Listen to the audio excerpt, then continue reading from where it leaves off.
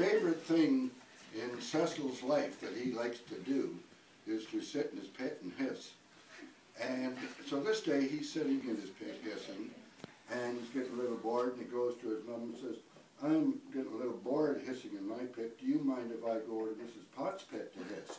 And she says, "No, it's all right, but you be a good boy. Don't be a smart aleck. I'll be good." So he goes over to Mrs. Potts' pit, and he has a great time. And he hisses in her flowers, and he hisses on her doorstep, and he's having a swell time. And Mrs. Potts comes out and says, "Cecil, I'm tired of you hissing in my pit.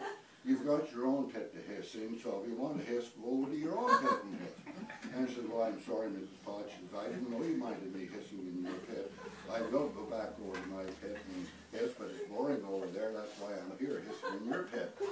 So he slithers back over to his own pit, and he's hissing away there, and his mother comes out and says, "Cecil, I thought you went over to Mrs. Potts' pit to hiss. How come you're in our pit hissing?"